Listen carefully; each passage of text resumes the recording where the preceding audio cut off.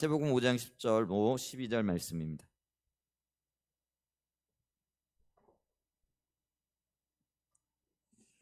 마태복음 5장 10절로 12절 말씀입니다. 우리 한 목소리로 같이 합독합니다.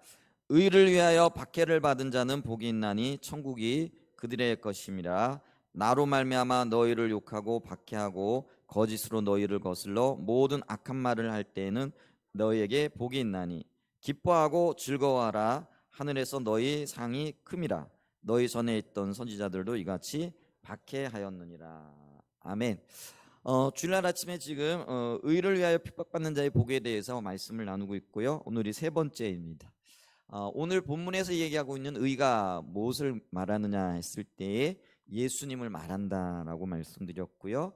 그러면은 우리가 예수님 때문에 박해를 받는다라는 것은 어떤 의미인가 했을 때, 우리가 예수님의 말씀에 순종할 때요, 대가를 치러야 되고, 또 예수님의 말씀을 모두 다 즐거워하고 기뻐하는 건 아니죠. 반대하는 사람들이 있습니다. 그래서 반대하는 사람들 때문에 말씀을 순종하는 그것이 우리에게 핍박이 되어지기도 한다라는 것이고요. 또 교회 일에 열심을 낼 때요, 이게 하나님 나라의 일이기 때문에 열심을 내는데 그것 때문에 가까운 사람들로부터도 이게 핍박을 받기도 이렇게 합니다. 또 하나님 나라 확장을 위하여 우리가 수고하고 헌신을 하는데 이 수고와 헌신이 어떤 사람들에게는 도전이 되어지고 또 어떤 사람들에게는 기쁨인데 누군가에게는 불편한 일이 되어지기도 하고요. 그것 때문에 박해를 받기도 하더라라는 것이죠. 그렇기 때문에 우리가 예수 믿는다라는 것이 모두 다, 또 누구나 다 즐거워하고 기뻐하고 또 어떤 면에서는요, 환영받을 만한 일들은 아니더라라는 것이죠. 그래서 예수 믿는 것 그 자체가 박해의 원인들이 되어질 수 있다라는 거죠. 그런데 놀랍게도요, 이 박해가 먼 곳으로부터 오는 게 아니고 사실은 우리 가까이 있습니다. 또 교회 안에 이런 많은 박해들이 있는데, 이런 박해들이 있는 이유들이 뭐냐 하면은 서로 가치관이 다르기 때문에 그렇다. 이 가치관이 조금 더 폭넓어진 게 세계관이라 이렇게 얘기할 수 있고요. 어떤 분들은 이렇게 얘기를 하더라고요. 세계관은 안경과 같아서 이 안경을 통해서 세상을 바라보는 거다. 그래서 그 파란색 안경을 끼면 세상이 파랗게 보이죠. 또 노란색 안경을 끼면 세상이 노랗게 이렇게 보여지듯이 성경 말씀도 같은 성경인데 이거를 어떻게 해석하고 어떻게 바라보느냐에 따라 가지고요, 이 성경을 통해서 바라보는 세상이 달라질 수도 있고 다르게 보일 수도 있다라는 것이죠. 그래서 이런 어떤 성경의 진리가 우리의 가치관을 형성하는데, 이 진리를 어떻게 바라보느냐에 따라서 그 가치관이 다르게 형성되어지기도 하고, 이 가치관에 의해서, 세계관에 의해서 충돌이 일어나기도 되더라라는 것이죠. 그래서 우리가요, 같은 교회에서 같은 신앙생활을 하는 것 같은데 나중에 대화를 하다 보면은요, 다른 곳을 바라보고 있을 때도 있을 수 있습니다. 근데 이제 그것이 어떤 박해의 원인이 되어지고 충돌의 원인이 되어질 수도 있다라는 거죠. 또 하나는요, 영적인 분별력이 가려졌기 때문에 그렇다라는 거죠. 가장 좋은 예로는 바리새인들이라 이렇게 얘기를 할 수 있습니다. 바리새인들이요, 하나님의 말씀을 굉장히 중요하게 여겼고요. 또 누구보다도 열심을 가지고 하나님을 섬겼지만은 그들이 영적인 분별력이 가려지니까요, 하나님의 말씀을 가지고 오셨던 예수님을 박해하고 결국엔 그를 십자가에 못 박아 죽이는 역할, 가장 앞장서는 일을 하게 되어지죠. 우리가 영적인 분별력이 가려지게 되어지면은요, 우리 자신도 모르게 하나님을 그 하나님과는 상관없는, 또 하나님의 어떤 통치와는 상관없는 일들을 하게 되어지고 또 박해자가 되어질 수도 있다라는 것들을 기억을 해야 됩니다. 그 다음에 세 번째로는요, 성령의 인도를 따라 살면은요 박해받을 수 있습니다. 여러분 이렇게 얘기를 하면은요, 아니 우리가 예수 믿는 사람으로서 성령을 따라 사는데 왜 박해를 받아요? 이렇게 물어볼 수 있어요. 근데 성경에 보면은요, 성령의 인도를 따라 살았는데 그것이 박해의 원인이 되어지고 이유가 되어지기도 했어요. 가장 좋은 예가 요한복음 5장에 나타나는 예수님의 예입니다. 예수님께서 베데스다 연못가에서 38년 된 병자를 고쳐주셨어요. 그런데 그 38년 된 병자를 고쳐주시고 그 병자로 하여금 깔고 있던 자리 요를 가지고 내 갈 길로 가라라고 했다라는 그것 때문에 바리새인들과 종교 지도자들로부터 굉장히 핍박을 받게 되어지는 원인을 제공했던 것들을 이렇게 보죠. 근데 나중에 예수님께서 이 그 38년 된 병자를 일으켜 병을 고쳐준 것이 자신의 어떤 열정 때문에 혹은 자신의 어떤 그 사람을 불쌍히 여기는 것 때문에 그 일을 한 것이 아니라요. 5장 17절에 보니까 내 아버지께서 이제까지 일하시니 나도 일한다. 또 5장 19절에 보면은요. 나는 이것을 스스로 한 것이 아니라 이렇게 말씀하심으로써 38년 된 병자를 고쳐주신 것이 정확하게 하나님의 인도를 따랐고 성령님의 지시를 따라서 그 일을 했던 것을 봅니다. 그런데 이 그 바리새인들과 종교 지도자들은요 성령의 인도를 따라서 주님께서 아버지 일을 행했음에도 불구하고 그 일이 안식일 날 일어났다라는 그것 때문에 예수님을 박해하고 예수님을 죽이려고 모의를 하고 있는 모습을 보지요. 그것은 뭐냐면은요 이 바리새인들이 안식일을 제정하셨던 하나님의 진정한 의도를 모르는 거죠.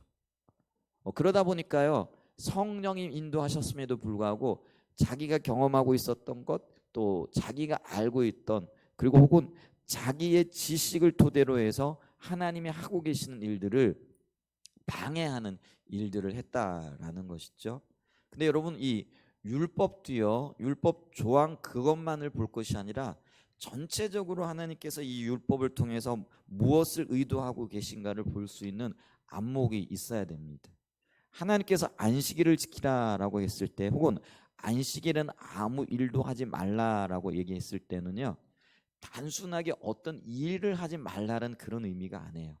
그 안식일을 통하여 하나님과 교제하고 하나님께서 주시는 평강과 그리고 기쁨을 누리라는 의미입니다. 자, 그런 관점에서 봤을 때 38년 동안이나 병마에 시달렸고 소망이 없었던 그 사람에게 병을 고쳐주심으로 진정한 안식과 기쁨을 주었다라고 한다면은요 이게 안식일의 진정한 의미와 부합되어지는 일이라는 것이죠. 그런데 이 바리새인들은요 단순하게 율법 조항에 얽매여져 있는 거죠. 그런데 율법 조항에도요 하나님께서 어떤 일은 하고 어떤 일은 하지 말라 이렇게 명령하신 게 아니죠. 그런데 바리새인들은요 자기들끼리 안식일을 지키려면 어떻게 해야 되느냐 그래서 어떤 율법의 조항들을 지켰는데 그게 정해놓았는데 그게 613가지나 되는 거죠. 근데 예를 들면 이래요. 안식일에는 오리 이상을 움직이면 안 된다. 안식일에는 추수를 하면 안 된다. 안식일에는 밥을 먹기 위해서 불을 피워서는 안 된다. 이제 이런 나름대로의 어떤 규정을 그들 스스로 정해놨던 거예요. 이게 미드라시라든지 탈무드에 이렇게 기록이 되어져 있죠. 근데 성경에 보게 되어지면 하나님께서 안식일법을 주실 때 그런 구체적인 것을 주실 것이 아니라 그 안식일법에 합당한 정신에 대해서 말씀하시고요. 그리고 하나님의 의도를 말씀하고 계신 거죠. 그래서 이 안식일에 예수 그리스도 안에서 진정한 평강과 진정한 기쁨을 누리는 그것이 우리 모두가 누려야 할 그리고 지켜야 할 안식일의 참된 법이 되어지는 거죠. 그런데 예수님께서 38년 된 병자를 일으키시면서 내 들고 있던 자리를 가지고 오래된 쉽게 얘기하면 거덕자기 같은 그런 거죠. 그거 들고 가라 이렇게 했다고 해서 안식일날 일시켰다라는 거죠. 여러분 그것이 주님의 의도와는 전혀 벗어난 일이었어요. 예수님께서도 성령의 인도를 따라서 38년 된 병자를 고쳤어요. 그런데 이 성령의 인도를 따라서 행한 그 일이 누군가에게는 불편한 일이 되어졌고 누군가에게는요 쌍심지를 들고 반대해야 될 일들이 되어졌다라는 것이죠. 이런 걸 볼 때 오늘 우리가요 성령을 따라 행하지만은 주님이 정확하게 그 일을 인도하셨음에도 불구하고 그것을 잘 알지 못하는 그리고 하나님과의 관계 속에서 하나님의 인도하심을 놓치고 있는 사람들에게는요 굉장히 불편한 일들이 되어질 수도 있더라라는 것. 그리고 그것이 박해의 원인들이 되어질 수도 있었다라는 것들을 기억해야 합니다. 그래서 지난주까지 우리가 이 박해 여러 가지 원인들에 대해서 살펴봤고요. 오늘 좀 보기를 원하는 것은 뭐냐면은 큰 네 번째인데요. 그럼 우리에게 이런 박해가 있을 때 우리는 어떻게 해야 될 것인가, 이 부분을 봐야 됩니다. 작은 첫 번째로 가장 먼저는요, 박해가 있을 때 이 박해가 무엇 때문에 있는가 자기 자신을 살펴보는 자리에 있어야 된다라는 것이죠. 우리가 오해가 없어야 되는데요. 그게 뭐냐면은 이 모든 박해가 성령의 인도를 따라가기 때문에 오는 것은 아니에요. 모든 박해가 내가 하나님의 뜻대로 살아가고 있기 때문에 주어지는 것은 아니더라는 거예요. 다시 말씀드린다면은 내게 주어지는 박해가 어떤 때는요, 나의 인간적인 연약함 때문에 혹은 나의 성숙하지 못한 모습 때문에, 다른 말로 얘기하면 나의 잘못 때문에 있을 수도 있다라는 거예요. 그런데 내 잘못 때문에 핍박을 받고 박해를 받으면서 마치 내가 예수님 때문에 핍박받고 박해를 받는다라고 착각해서는 안 된다라는 것이죠. 이걸 뭐라고 얘기를 하느냐면은 심리학자들은 그걸 뭐라고 얘기를 하냐면 순교자 신드롬이라고 이렇게 얘기를 합니다. 내가 겪고 있는 모든 어려움들, 내가 당하고 있는 모든 핍박들, 내게 어려움을 가져다 주는 그 모든 원인들이 내가 예수님의 뜻을 따라 주님을 위해서 살아가기 때문에 겪는 고난이고 박해라고 생각하는 것, 이게 바로 순교자 신드롬이라는 것이죠. 그런데 그렇지 않습니다. 우리가 우리 자신을 이렇게 살펴보고 또 돌아보면은요, 내 연약함 때문에, 그리고 하지 말아야 할 내 행동 때문에, 그리고 하지 말았어야 할 내 말 때문에 내가 박해를 겪기도 하고요, 또 고난을 겪기도 할 수 있다라는 것이죠. 그래서 베드로전서 2장 20절에 보면은요, 죄가 있어서 매를 맞으면 매를 맞고 참으면 무슨 칭찬이 있으리요, 오직 선을 행함으로 고난을 받고 참으면 이는 하나님 앞에서 아름다우니라. 자기 잘못 때문에요, 매를 맞고 고난 받으면은 그게 무언 하나님 나라에 유익이 있겠느냐, 지금 이 이야기를 하는 겁니다. 반면에 뭐죠? 오직 선을 행함으로, 여기서 선을 행한다라는 것은 하나님의 뜻을 따라 살아가려고 할 때, 또 하나님의 뜻을 이루려고 할 때 겪게 되어지는 그런 고난을 얘기합니다. 그럴 때 고난을 받고 그 고난을 참게 되어지면은 이것은 하나님 앞에 아름답고 칭찬을 받을 만한 일이라는 거예요. 근데 나의 연약함 때문에, 나의 잘못 때문에, 내가 잘못한 행동 때문에 고난을 받을 경우에는요, 자기를 돌아보고 오히려 회개해야 할 일이라는 것이죠. 근데 회개해야 될 때에 마치 내가 잘한 것처럼 그렇게 반응하거나 그렇게 주장해서는 안 된다라는 것이죠. 베드로전서 4장 15절에도 이렇게 얘기를 하고 있습니다. 베드로전서 4장 15절입니다. 너희 중에 누구든지 살인이나 도적질이나 악행이나 남의 일을 간섭하는 자로 고난을 받지 말려니와. 뚜렷하게 비윤리적인 또 비도덕적인 행동을 했을 때 그것 때문에 고난 받는 것, 그거 그렇게 하지 말아라라고 얘기하면서요, 오늘 좀 재밌는 이야기를 이렇게 얘기하고 있는데요. 남의 일을 간섭하는 일로. 여러분, 이 부분을 좀 유념해서 들으셔야 됩니다.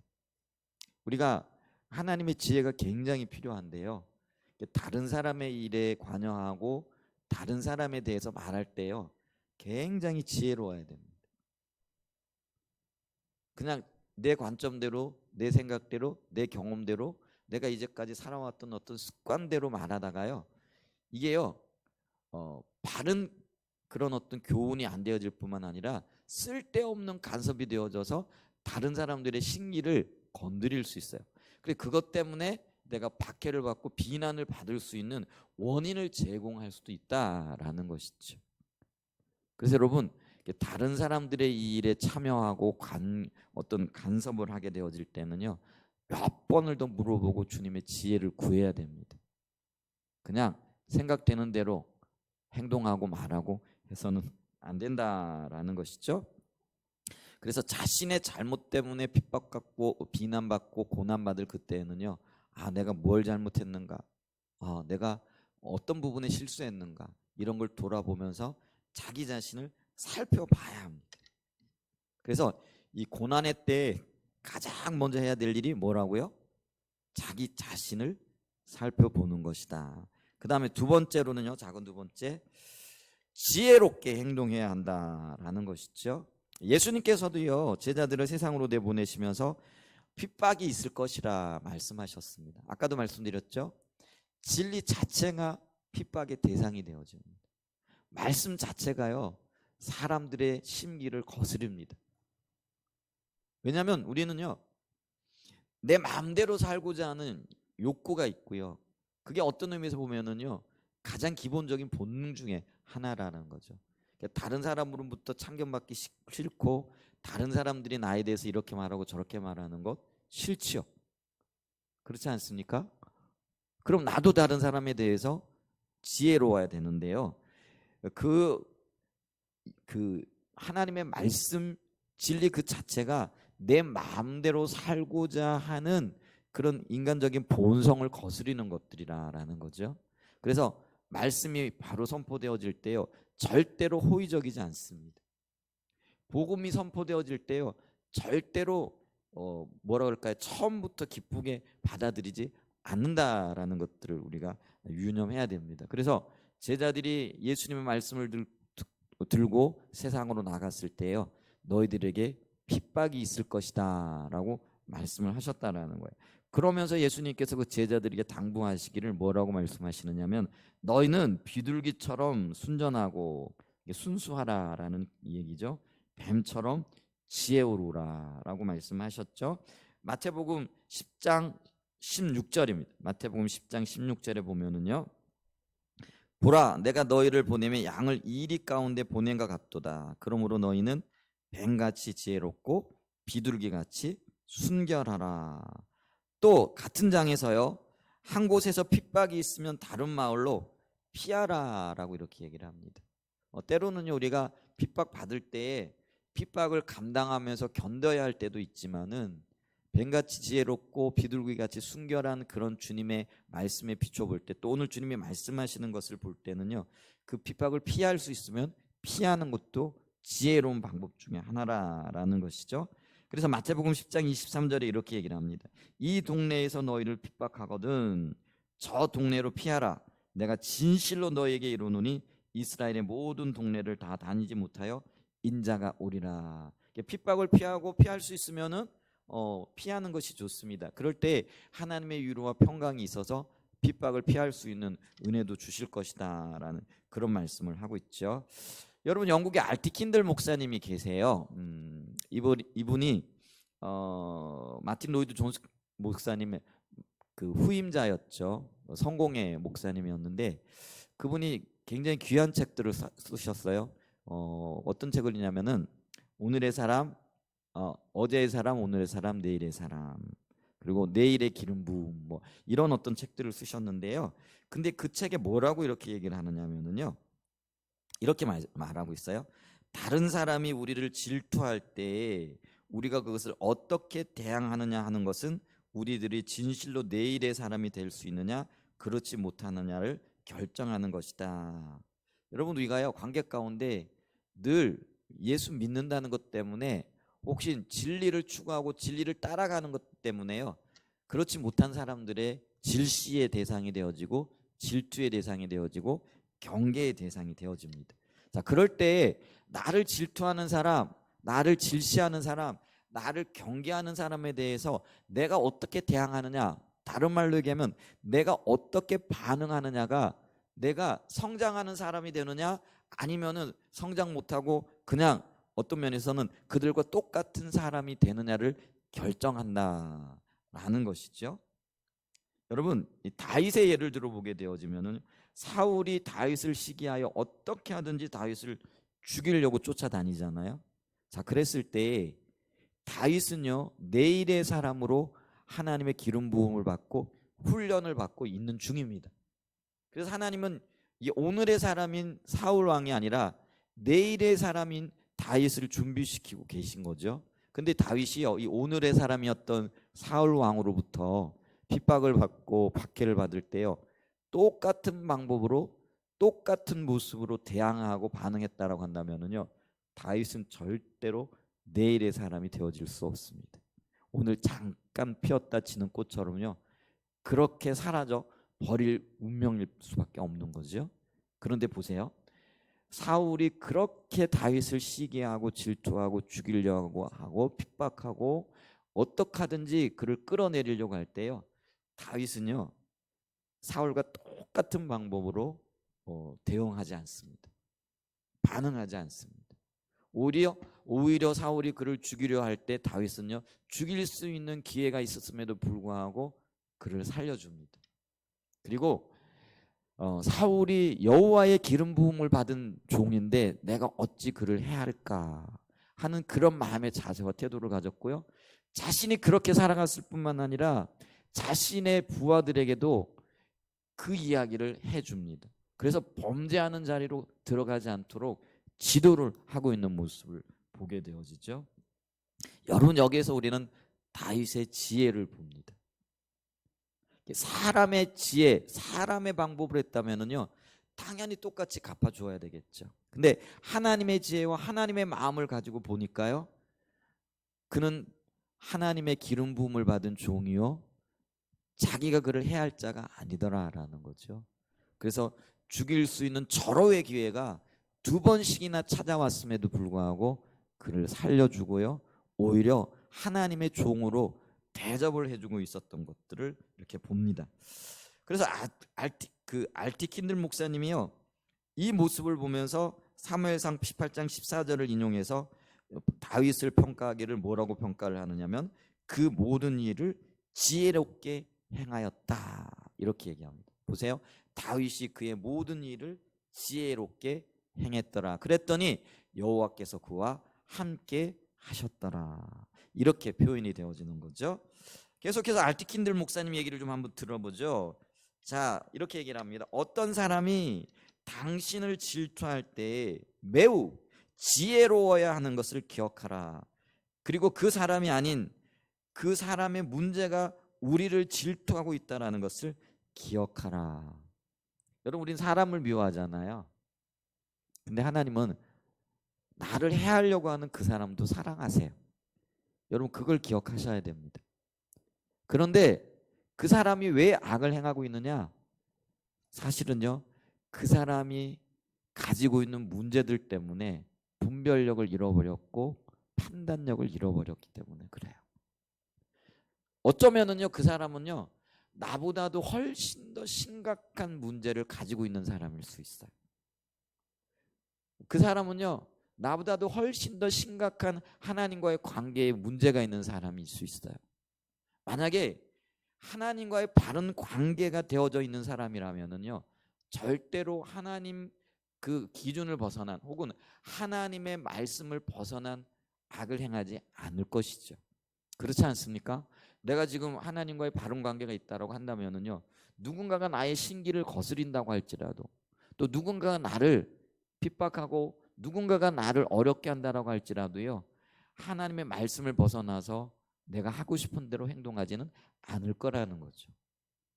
그런데 그 누군가가 나를 향하여 그런 행동을 할 때는요, 이분은요 지금 하나님과의 관계에서 심각한 문제가 있을 수 있다라는 거죠.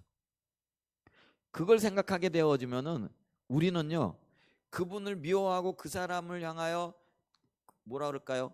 인간적인 반응과 인간적인 행동을 할 것이 아니라 오히려 불쌍히 여기게 되어지는 거죠. 그리고 오히려 하나님의 이름으로 그를 축복하고 그를 위하여 하나님의 이름으로 기도하게 되어지는 자리에 들어가게 되어질 거라는 것이죠. 여러분, 이게 분명해야 돼요.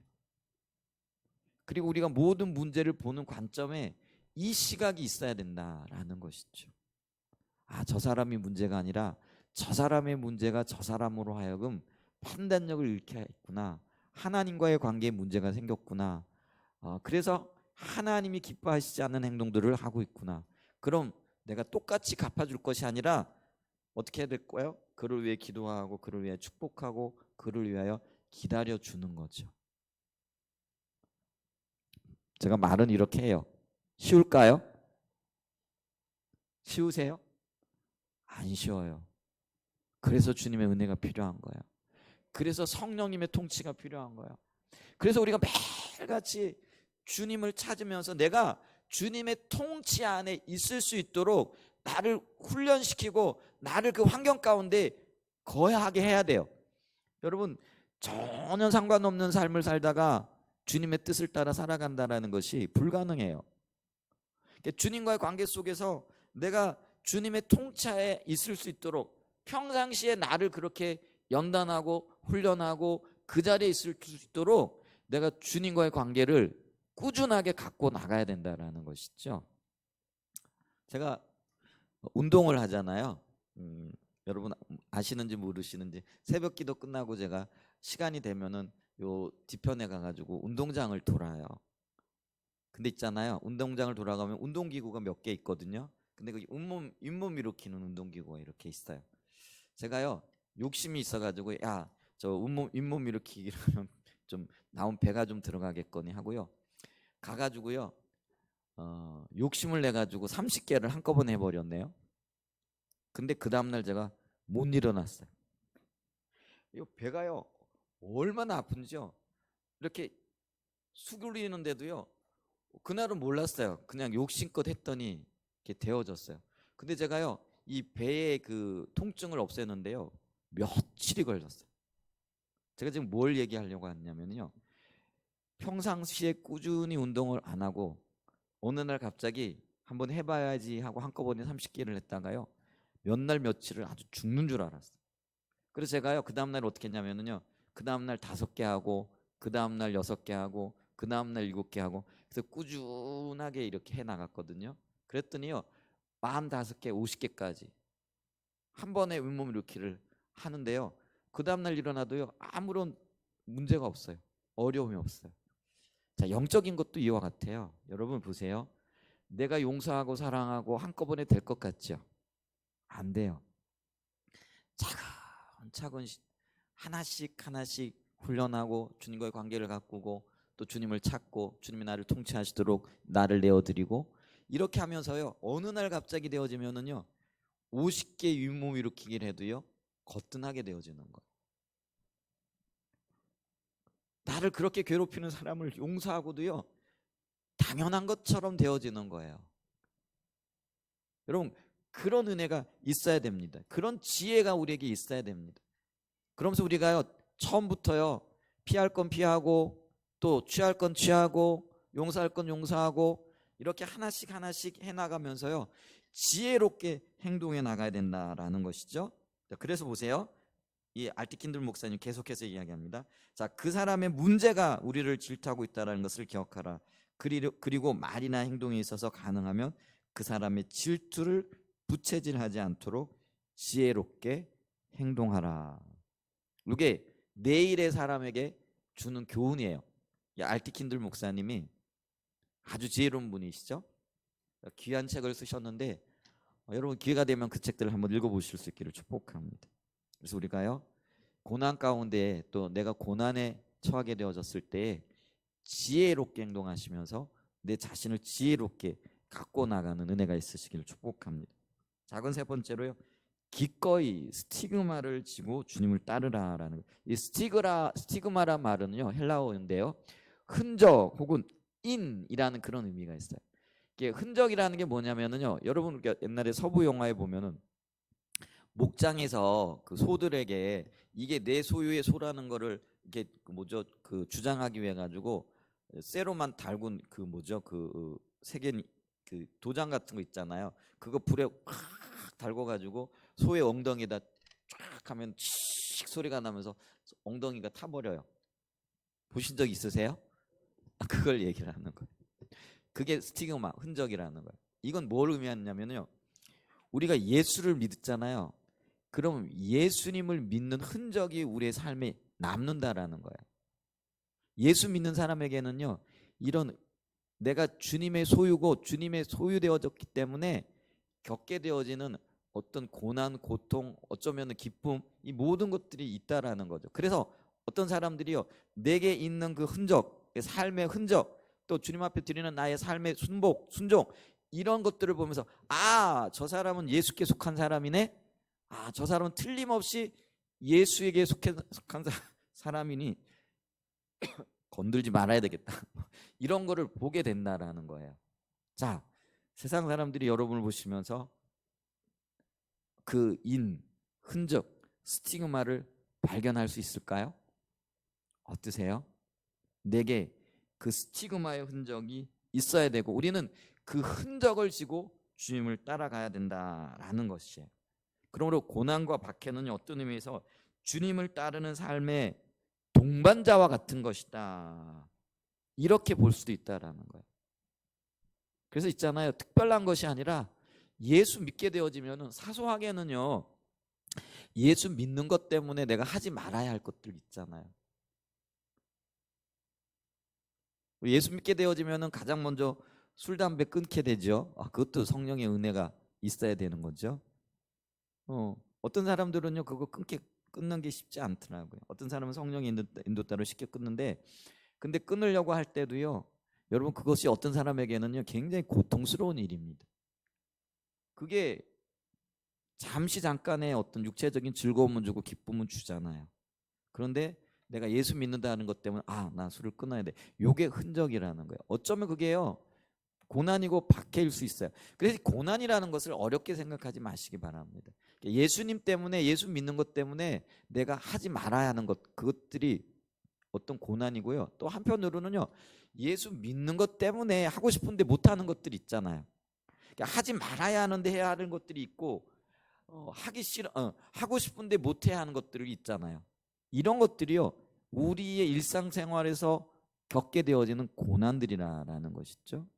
근데 더 크게 나아가게 되어지면은요, 우리의 의도와는 상관없이 외부적으로 예수 믿는다는 것 때문에 겪게 되어지는 어떤 고충, 고난, 박해, 이런 것들도 있을 수 있죠. 그런데 여러분, 그것이요 이상한 일을 겪는 것이 아니라 당연한 일이라는 것을 인식할 수 있는 은혜가 있기를 축복합니다. 아멘. 그래서 우리가 아까 마태복음 10장에서도 봤잖아요. 내가 너희를 이리 가운데 보낸 것 같다. 양을 이리 가운데 보낸 것 같다라는 것이죠. 여러분, 세상이 이리가 득실거리는 곳이죠. 근데 우리가 양된 하나님의 자녀들로서 보냄을 받았고, 그러니 당연히 양들에게는요 이 이리가 가져다주는 고난이 있고 어려움이 있고 또 고통이 있을 수밖에 없다라는 것이죠. 그래서 기꺼이 내가 예수님을 믿기 때문에 겪어야 할 그 흔적들, 그게 고난이고 박해이고 핍박일 수도 있는데 그걸 그냥 당연하게 여기고 살아가는 그런 모습들이 우리 가운데 있어야 된다라는 것이죠.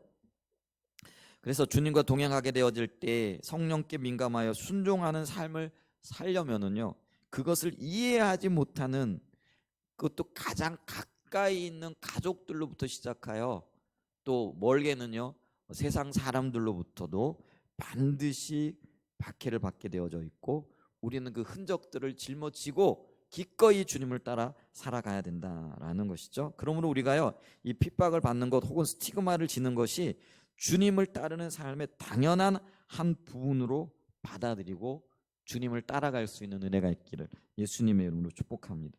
우리가 그렇게 하는 이유는요, 우리는 땅에 속한 사람들이 아니라 위의 것들을 바라보고 소망하는 사람들이기 때문에 그렇습니다. 그래서 우리를 위하여 예비되어진 상급들을 바라볼 수 있는 은혜가 있기를 축복합니다. 그리고 주님이 너무나 소중하기 때문에, 여러분 예수 믿는 하나님의 자녀들로서 주님이 나의 삶의 주권자 되셨습니까? 주님이 내 생명보다도 소중하십니까? 여러분, 주님이 나의 생명보다 소중한 분이기 때문에 그 주님 때문에 겪는 고난이 즐거움이고 기쁨이고 감격이고 감사가 되어지는 그런 은혜가 있으시기를 예수님의 이름으로 축복하고 축원드립니다.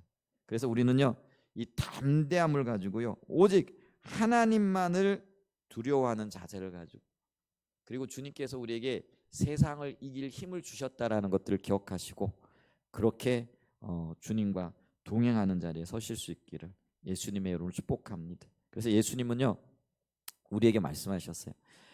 오직 하나님만을 두려워하는 자세를 가져라라고 얘기를 했는데요. 자 보세요. 마태복음 10장 28절에 보면은요.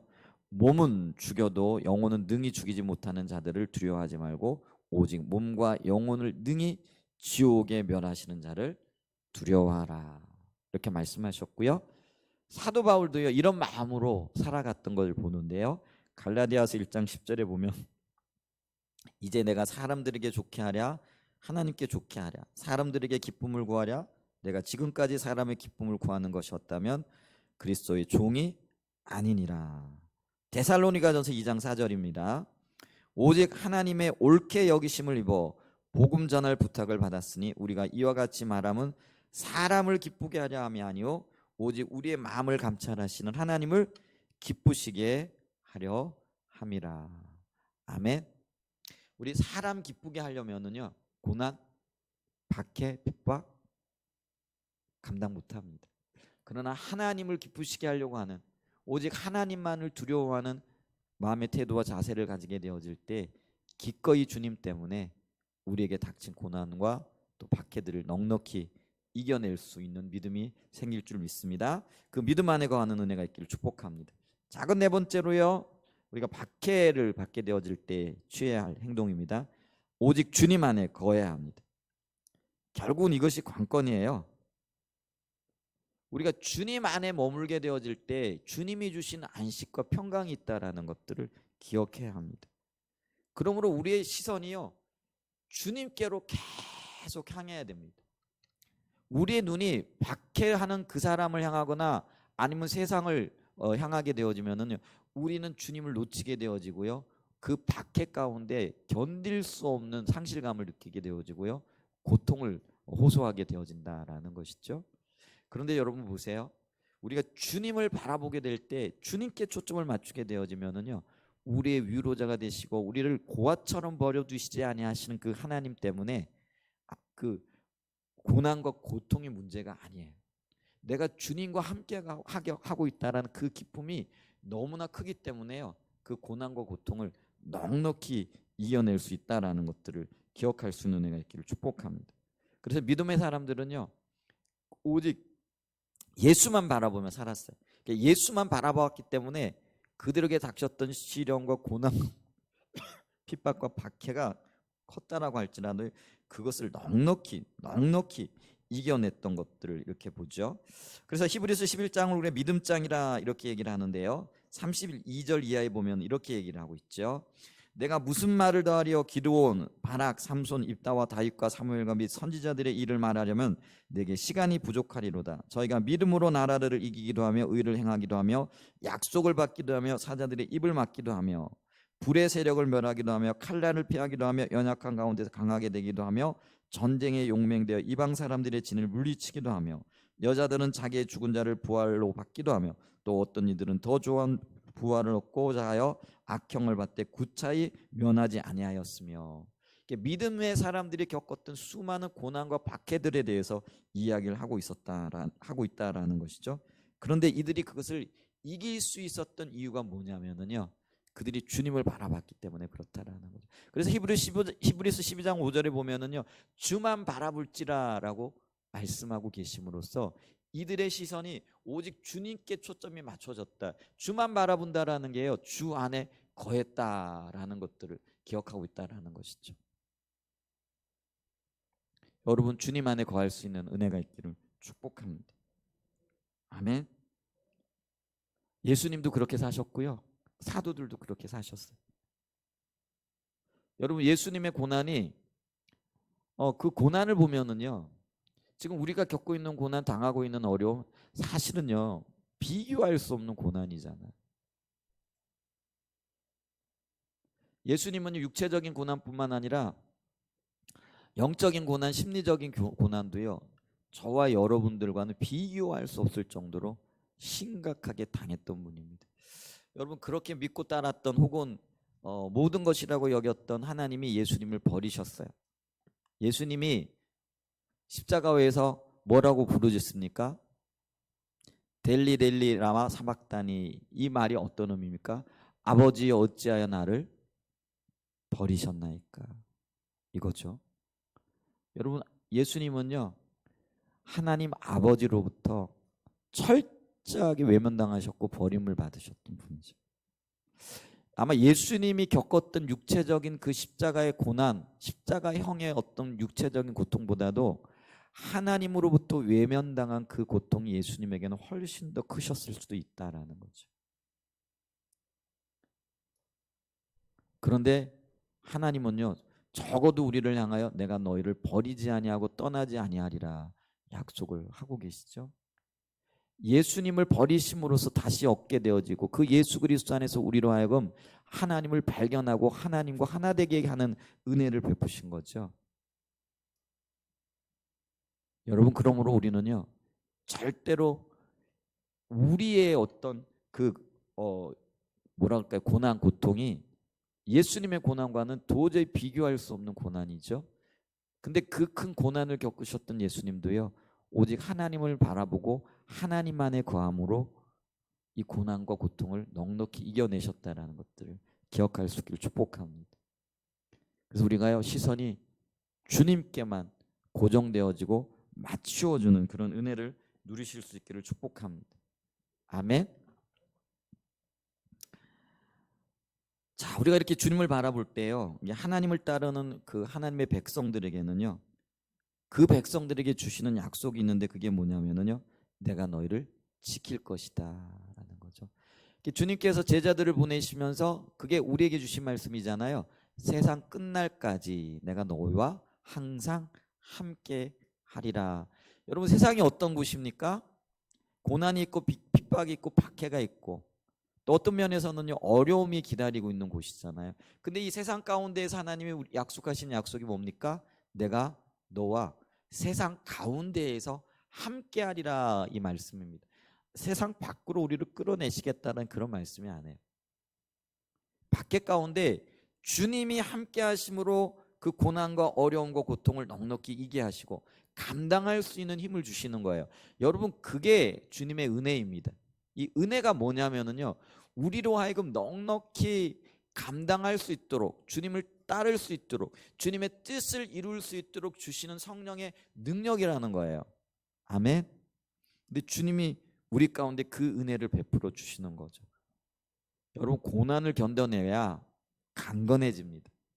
믿음의 성장이 있고 성숙이 있습니다. 놀라운 승리의 그 열매들을 거둘 수 있게 되어지는 거죠. 그런 은혜가 저와 여러분들이 있기를 축복합니다. 아멘. 그래서 보세요. 하나님께서는 하나님의 종들에게 또 하나님의 백성들에게 핍박 가운데에서도 승리할 수 있는 힘과 능력을 주신다라는 거죠. 다섯 번째입니다. 기뻐해야 됩니다. 오늘 말씀에도 그렇게 얘기를 하죠. 핍박받을 때 너희가 기뻐하고 즐거워하라. 왜요? 하늘에서 받을 상이 크기 때문에 그렇다라는 거죠. 그래서 여러분, 핍박이 올 때요, 기뻐해야 됩니다. 요거는 큰 다섯 번째와 연결시켜서 보겠는데요. 큰 다섯 번째, 그럼 핍박받을 때 왜 기뻐해야 되느냐? 작은 첫 번째예요. 내가 의인 되었다는 한 증거이기 때문에.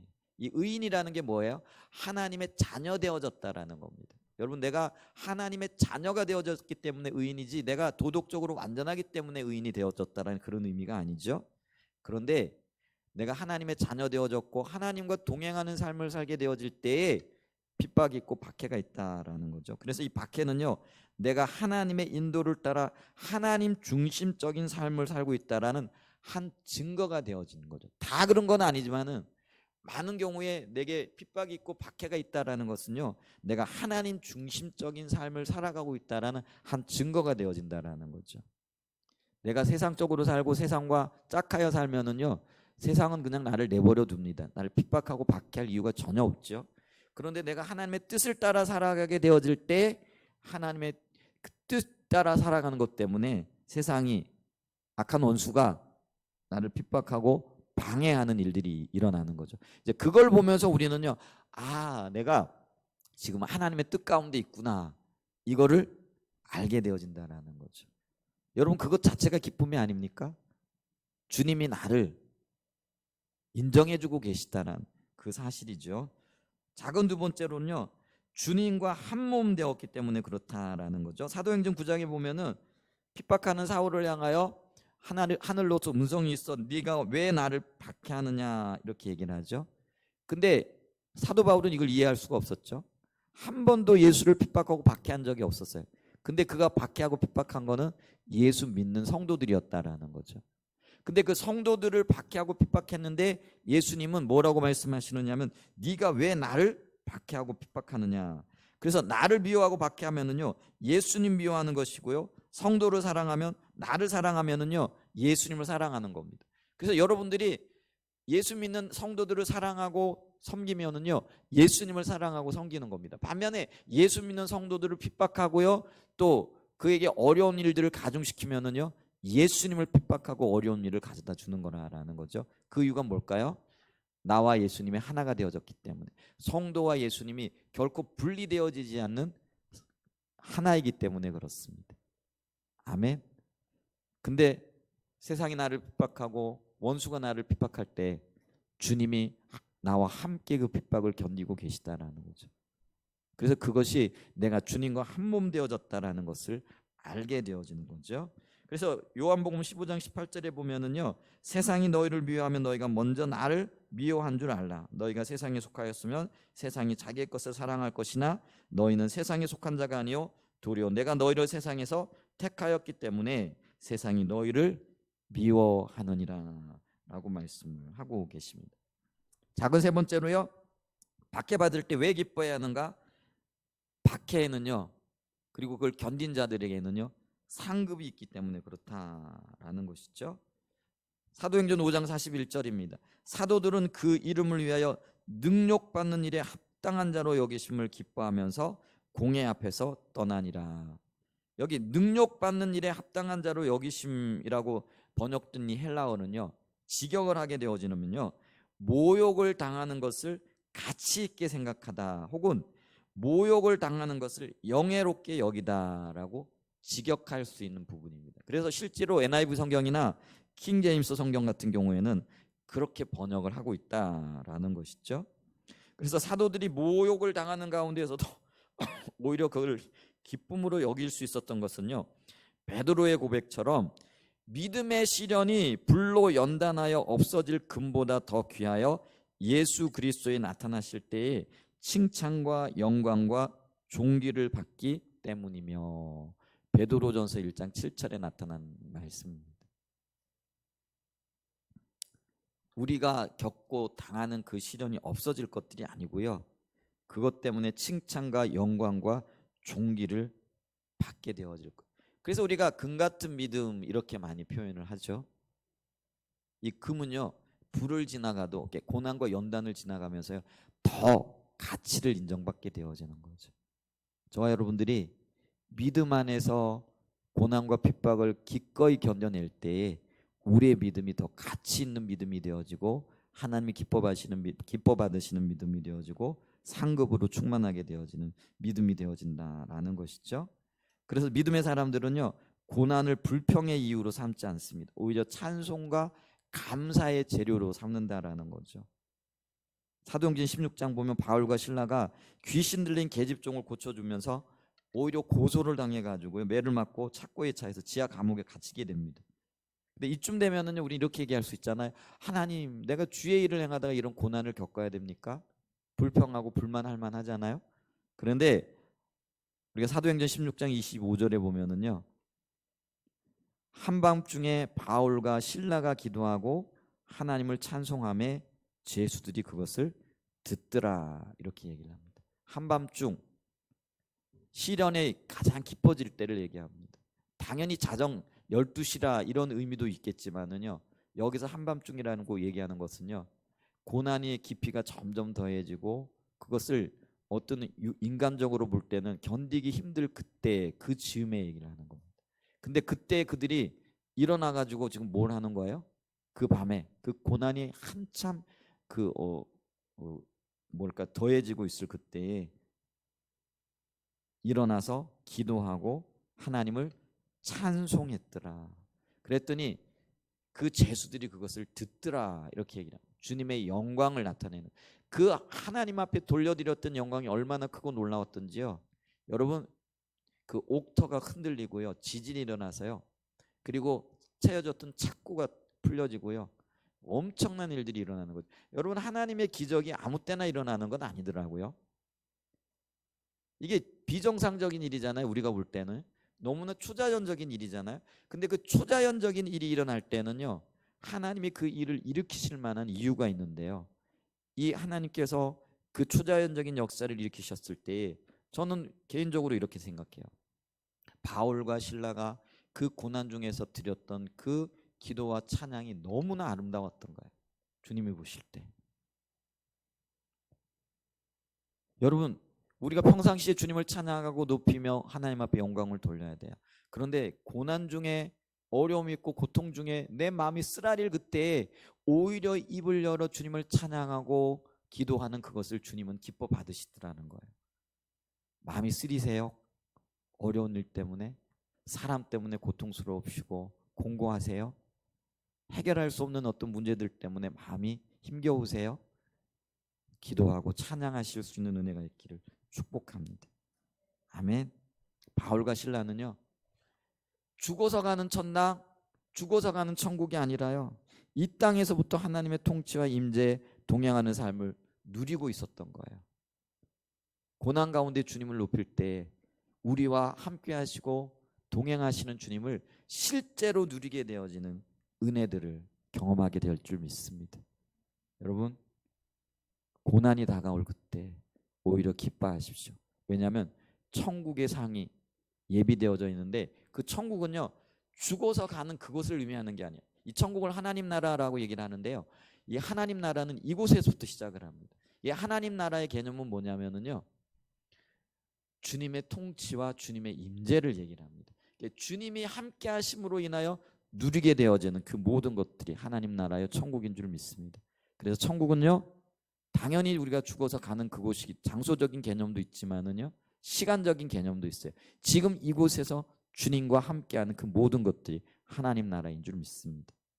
그 은혜를 누릴 수 있는, 그래서 핍박과 고난 가운데에서도 즐거워하고 기뻐하고 오히려 주님이 기뻐하시는 반응을 통하여 하나님 앞에 영광 돌리시는 귀한 은혜가 있으시기를 예수님의 이름으로 축복하고 축원드립니다. 아멘. 오늘에서 팔복에 대한 말씀을 좀 마치고요, 다음 주에는 우리의 예배에 대해서 좀 살펴보는 그런 시간들을 좀 갖도록 하겠습니다.